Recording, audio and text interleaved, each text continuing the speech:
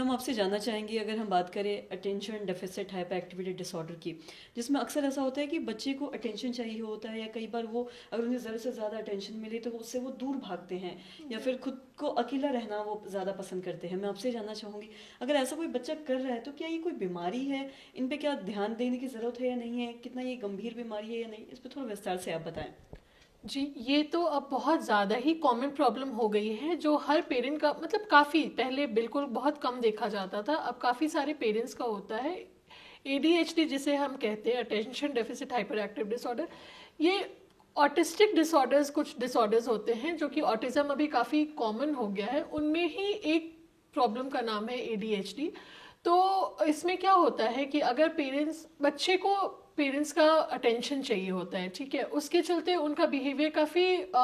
Aggressive हो जाता है, काफ़ी लाउड हो जाते हैं, स्कूल में भी कंप्लेन आता है कि मारने पीटने लगते हैं, या कोई भी चीज़ अच्छे से रखते नहीं हैं, खो देते हैं, या कहीं भी दौड़ते रहते हैं, अपने टॉयज़ फेंकते रहते हैं, मतलब काफ़ी अग्रेशन के साथ वो बिहेवियर देखने को आता है। या तो वो बताना चाहते हैं कि हमें अटेंशन की ज़रूरत है, और कभी कभी वो अटेंशन से, जैसा कि आपने कहा, वो दूर भी भागना चाहते हैं, इसलिए भी वो खुद को दो तरीके से होता है, वो खुद को एक तो अकेला कर लेते हैं, और कभी होता है कि वो बहुत हाइपर एक्टिव हो जाते हैं। तो उसमें सबसे ज़्यादा हमें पेरेंट्स को समझाने की ज़रूरत होती है कि आप बच्चों को टाइम दीजिए, एक क्योंकि अभी का जो ट्रेंड है काफ़ी न्यूक्लियर फैमिली हो गया है, पहले जॉइंट फैमिली होता था, मदर फादर दोनों वर्किंग होते हैं, बच्चों पे बहुत ध्यान नहीं दे पाते हैं, उस वजह से ये जो वेस्टर्न कंट्रीज़ के बेसिकली ये बीमारी है, जो कि अब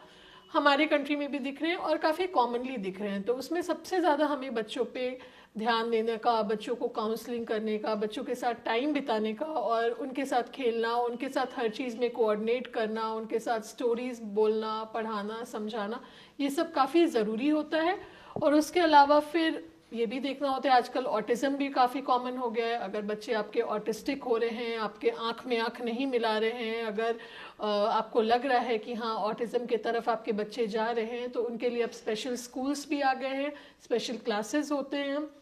काउंसलिंग क्लासेस होते हैं, जिससे कि बच्चों में काफ़ी इम्प्रूवमेंट अब आ रहा है। जी, और साथ ही आपने ऑटिज़म की भी बात की, और जो हम लोग ने अभी बात किया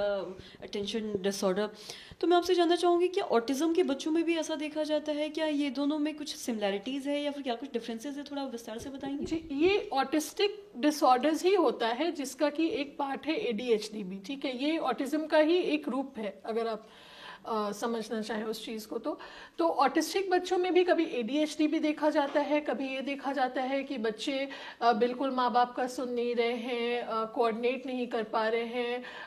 आई टू आई कांटेक्ट नहीं कर पा रहे हैं, जिनके लिए मैंने बोला कि अभी स्पेशल क्लासेस शुरू हो गए, स्पेशल स्कूल, इनको स्पेशल चाइल्ड्स भी हम बोलते हैं, जिन्हें स्पेशल स्कूल्स में जाना होता है, और कोऑर्डिनेशन क्लासेस होते हैं, जिससे कि अब काफ़ी इम्प्रूवमेंट हो रहा है। ऑटिज्म में बच्चे का अलग अलग ग्रेड होता है, काफ़ी बच्चे काफ़ी